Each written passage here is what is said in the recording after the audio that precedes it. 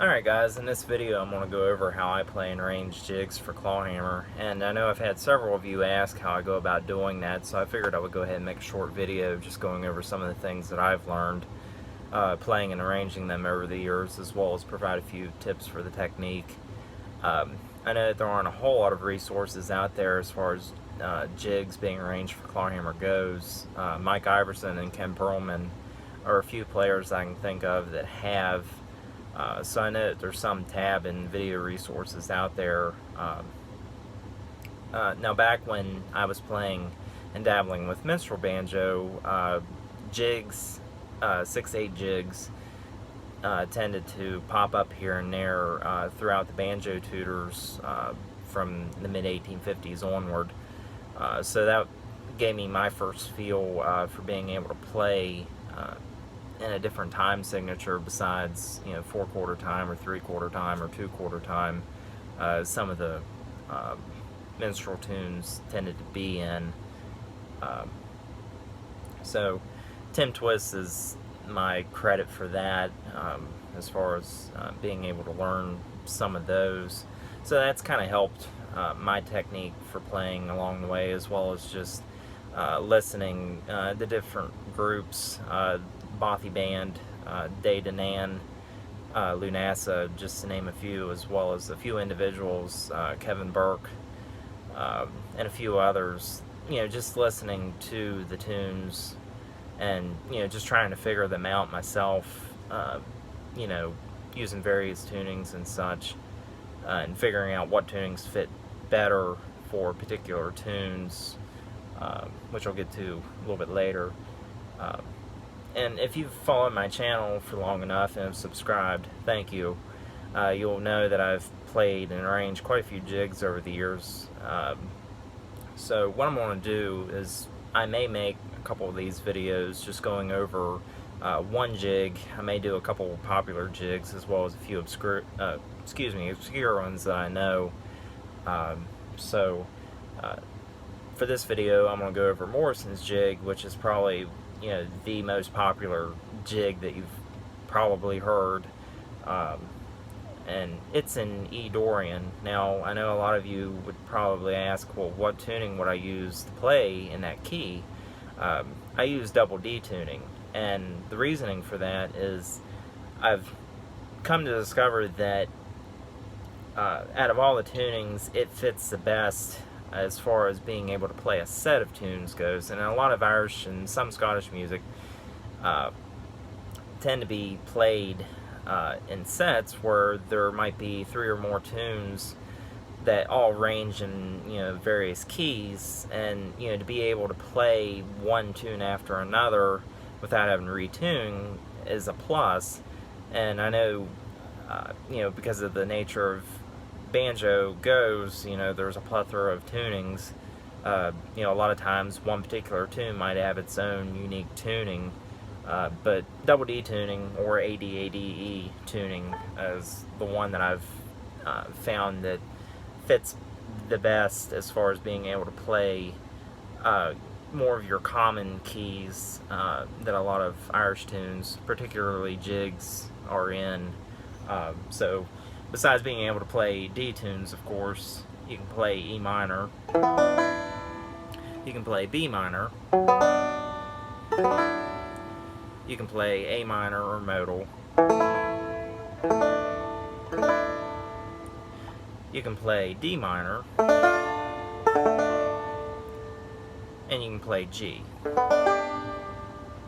Now you can also get away with playing A major as well, but I don't know very many A jigs that I would play in a set, so I normally just retune to open A tuning or standard G tuning, capo to the second.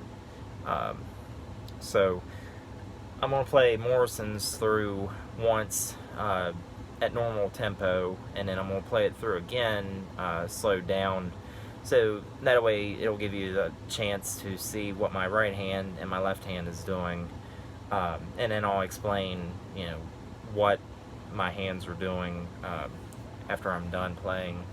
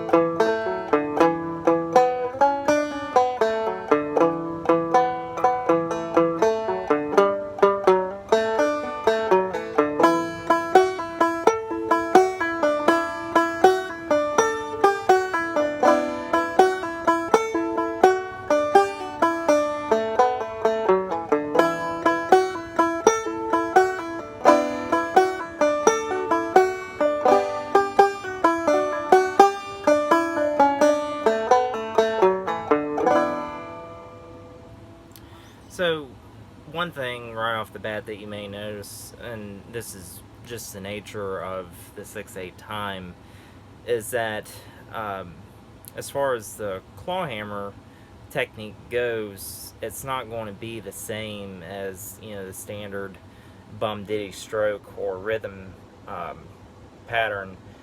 So with a bum diddy, you've got that type pattern. If you're playing a fiddle tune, or it's the basic pattern. Now with a jig, because of it being in 6/8, it's more of a what I call a bum ditty, where there's more emphasis on that note.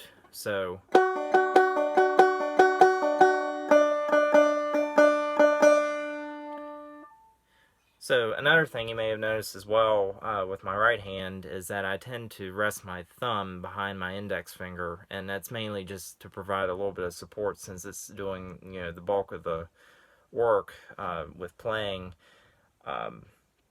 Now that's just something that I've kind of developed over the years of playing. I know Tim Twist tends to do that a lot, quite frequently with his playing.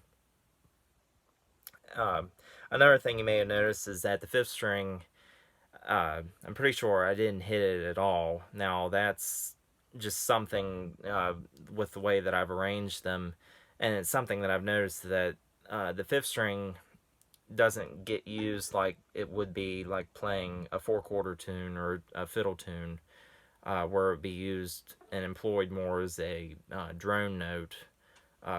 Whereas in this case, it's more of a melody note, especially if you're going up the neck. Now with my left hand, I tend to use a lot of open string pull-offs, as well as alternate string pull-offs, just to help fill in some of the notes that I might not be able to hit with my right hand. So it just, depending on the complexity of the tune itself, employ them as you see fit. Another thing is that the thumb, though it's not really used as much, it's still going to be used as, as far as drop thumb goes, just depending on how complex the tune is as well.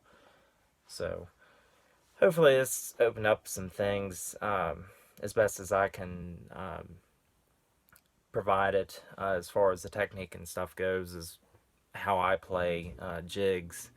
So if you have any questions, just leave them down in the comment section below, and I'll try to get to you as quick as I can. So other than that, thanks for watching.